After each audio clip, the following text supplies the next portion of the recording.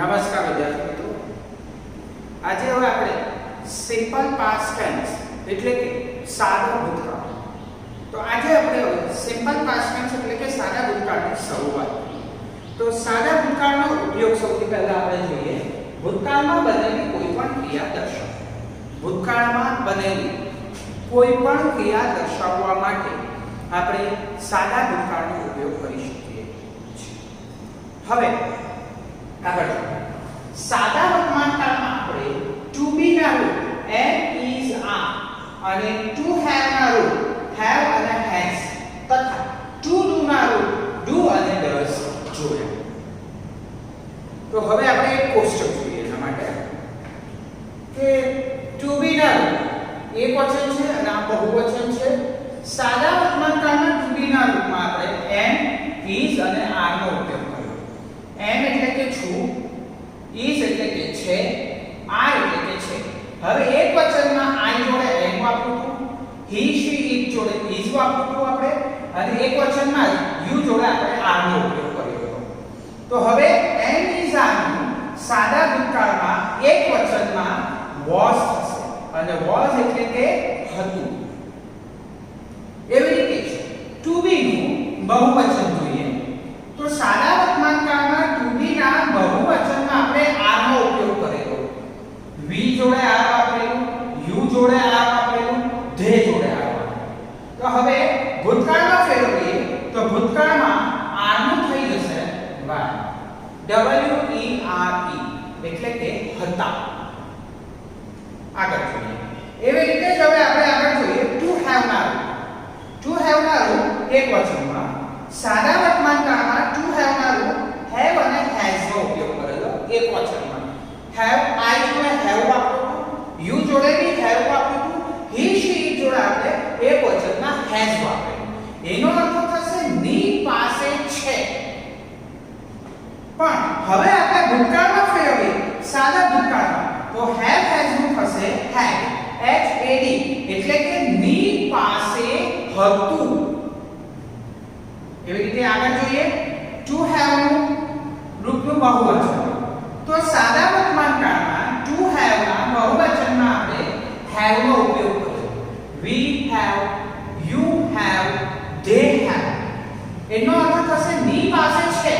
have નો અર્થ ની પાસે છે. તો હવે આપણે સાદા ભૂતકાળમાં જોઈએ. સાદા ભૂતકાળમાં have નું આપણે had કરવાનું છે. h a d એટલે એનો અર્થ થશે ની પાસે હતું, ની પાસે હતું. એવી રીતે આપણે ટુ ડુ નું રૂપ જોયું. ટુ ડુ નું રૂપ સાદા વર્તમાનકાળમાં ડુ ડઝ વાપરવું આપણે એક વચનમાં. I જોડે ડુ, you જોડે ડુ અને he she it જોડે આપણે does નો ઉપયોગ કર્યો. હવે સાદા ભૂતકાળમાં એનું થઈ જશે did, d i d. એવી રીતે ટુ ડુ માં સાદા વર્તમાનકાળમાં બહુવચનમાં આપણે do નો જ ઉપયોગ કર્યો. we do, you do અને they do. એવી રીતે સાદા ભૂતકાળમાં કરીએ તો એ do નું પણ શું થઈ જશે did. એટલે આખામાં આપણે જોઈએ તો am is are નો ઉપયોગ થાય એક વચનમાં તો was, બહુવચનમાં are નો ઉપયોગ થાય તો were, have has નું એક વચનમાં had, બહુવચનમાં પણ have નું had થશે. ટુ ડુ માં જોઈએ તો સાદા વર્તમાનકાળના ટુ ડુ માં એક વચનમાં પણ did થશે અને બહુવચનમાં do વપરાય છે તો એનું પણ સાદા ભૂતકાળમાં do થઈ જશે. હવે આપણે સાદા ભૂતકાળમાં સિમ્પલ પાસ્ટ ટેન્સમાં ઓળખ સૂચવતા શબ્દ જોઈએ. પહેલો શબ્દ છે yesterday. yesterday એટલે કે ગઈકાલે. બીજા નંબર પર છે last sunday. last sunday એટલે કે ગયા રવિવારે.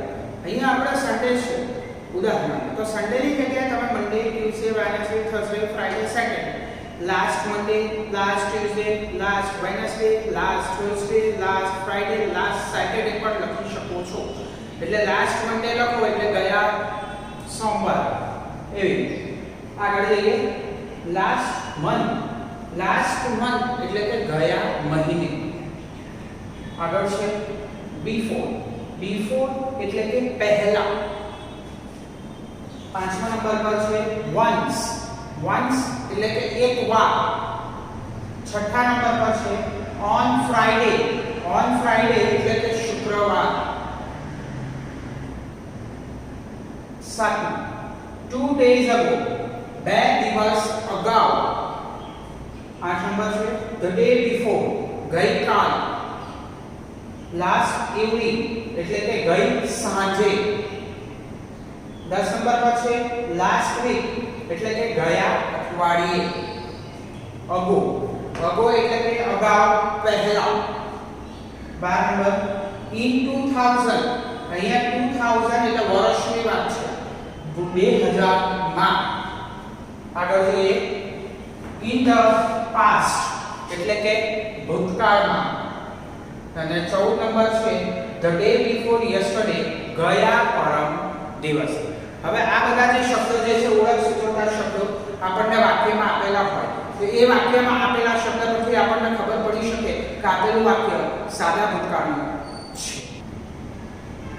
આપણે ઓળખ સૂચવતા શબ્દ જોયા. હવે કેટલાક ઉદાહરણ જોઈએ. પહેલું ઉદાહરણ છે I met my old friend yesterday. yesterday એટલે કે ગઈકાલે. આ વાક્ય જ આપ્યું છે એનું ઓળખ સૂચવતા શબ્દ તરીકે yesterday એટલે કે ગઈકાલે. ગઈકાલે હું મારા જૂના મિત્રને મળ્યો હતો. ઉદાહરણ number 2 last month we went to a theater. અહીંયા થિયેટર એટલે સિનેમા ગૃહ થશે અને ઓળખ સૂચવતો શબ્દ આપણને આપ્યો છે last month ગયા મહિને. ગયા મહિને અમે સિનેમા ગૃહની મુલાકાત લીધી હતી. Number 3 Shah Jahan built the Taj Mahal years ago. ago એટલે કે અગાઉ પહેલા અને years એટલે કે વર્ષો. શાહજહાં વર્ષો પહેલા તાજમહલ બંધાવ્યું હતું. આ વાક્યમાં ઓળખ સૂચવતા શબ્દ છે એ જીવો અગો અગાઉ પહેલા.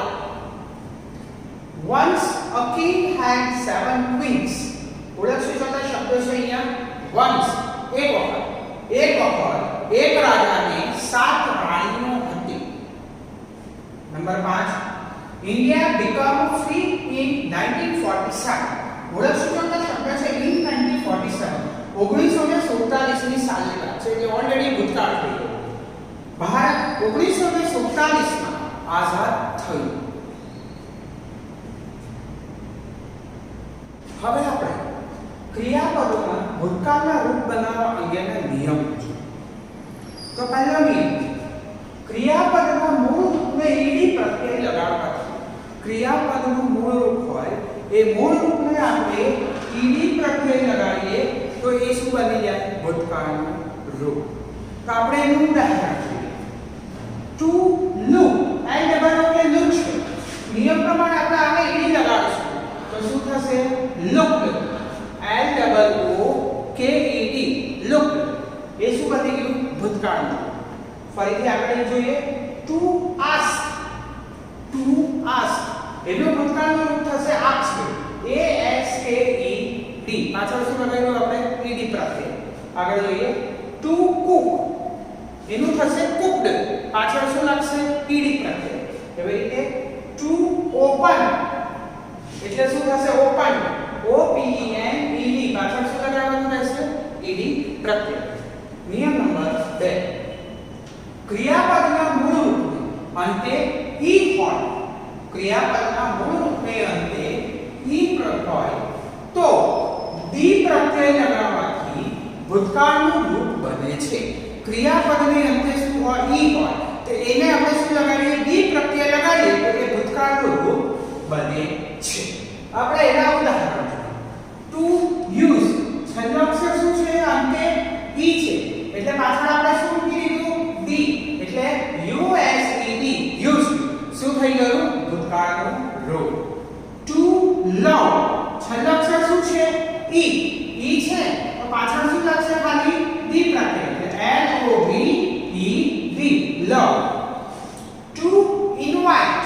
ઇનવાઇટ નો અંતે શું છે? ઈ છે તો પાછળ આપણે શું લગાવવાનું છે? ડી. એટલે I N D I T E D invited. એવી રીતે ટુ લાઈક. અંતે શું છે? ઈ છે. ઈ છે તો પાછળ શું લાગશે? ડી.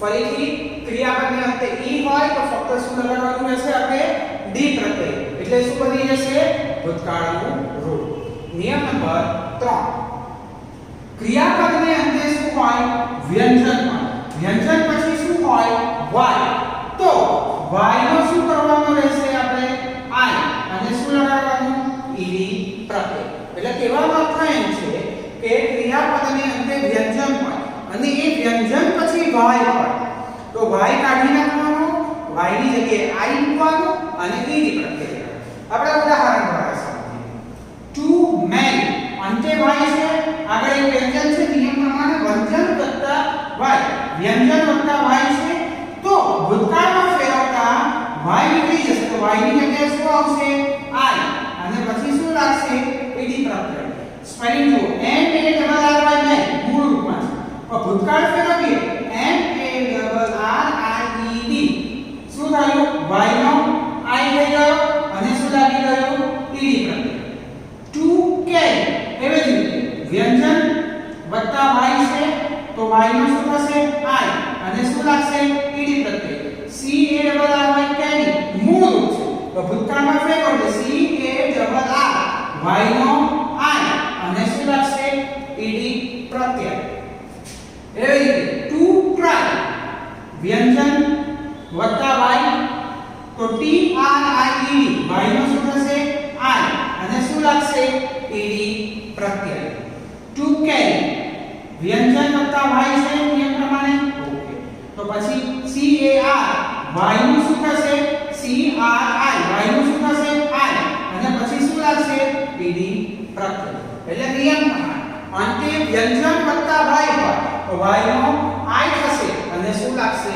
ઈડી પ્રત્યય હવે આપણે નિયમ નંબર 4 જોઈએ ક્રિયાપદની અંતે સ્વર વત્તા y હોય તો ઈડી પ્રત્યય લાગે સ્વર વત્તા y હોય તો ફક્ત શું લગાડવાનું આપણે ઈડી પ્રત્યય ઉદાહરણ જોઈએ ટુ સ્ટે છેલ્લે શું છે અંતે સ્વર છે વત્તા y છે એટલે પાછળ શું લાગે ફક્ત ઈડી પ્રત્યય એવી રીતે આગળ ટુ પ્લે છેલ્લે સ્વર વત્તા y છે એટલે પાછળ શું લાગશે ફક્ત ઈડી પ્રત્યય એટલે કે પ્લે આગળ જોઈએ ટુ એન્જોય અંતે શું છે સ્વર વત્તા y છે તો શું લાગશે ફક્ત ઈડી પ્રત્યય એટલે કે એન્જોય ટુ પ્રે છેલ્લે સ્વર વત્તા y છે એટલે ફક્ત ઈડી પ્રત્યય લાગશે એટલે પ્રે એવી રીતે આગળ જોઈએ ક્રિયાપદને અંતે વ્યંજન હોય અને તે વ્યંજન પહેલા સ્વર હોય સ્વર કયા A E I O U જો વ્યંજન પહેલા સ્વર હોય તો છેલ્લે જે વ્યંજન આપ્યું હોય એ વ્યંજન બેવડાશે અને એને ઈડી પ્રત્યય લાગશે ઉદાહરણ જોઈએ ટુ સ્ટોપ હવે આ ઉદાહરણમાં છેલ્લે શું છે વ્યંજન છે નિયમ પ્રમાણે A E I O સ્વરમાંથી એક સ્વર છે તો વ્યંજન બેવડાય એટલે શું થશે S T O P stop વ્યંજન બેવડાય એટલે પાછો P લાગશે અને પછી ઈડી એટલે S T O double P E D stop આગળ જોઈએ ટુ ક્લેપ છેલ્લો અક્ષર શું છે વ્યંજન છે અંતે વ્યંજન છે વ્યંજન પહેલા એક સ્વર છે એ સ્વર છે તેથી વ્યંજન શું થશે બેવડાશે એટલે C L A double P E D clap એવી રીતે આગળ જોઈએ ટુ ડ્રોપ છેલ્લે વ્યંજન છે વ્યંજન પહેલા નિયમ પ્રમાણે એક સ્વર છે એટલે શું થશે drop D R O double P E D આગળ જોઈએ ટુ ટ્રેક ટ્રેક છે અંતે વ્યંજન છે વ્યંજન પહેલા એક સ્વર છે તો શું થશે T R A double P E D track આગળ જોઈએ ક્રિયાપદને અંતે L હોય તો તે બેવડાય છે ઉદાહરણ ટુ ટ્રાવેલ છેલ્લે L આવે છે તો L બેવડાય અને ઈડી પ્રત્યય આવે ટુ એક્સાઇટ છેલ્લે L છે L બેવડાય ઈડી પ્રત્યય આવે ટુ ક્વારલ L છે છેલ્લે એટલે બેવડાશે અને ઈડી પ્રત્યય આવશે ટુ કમ્પેર છેલ્લે L આપ્યો છે એટલે L બેવડાશે અને ઈડી પ્રત્યય લાગશે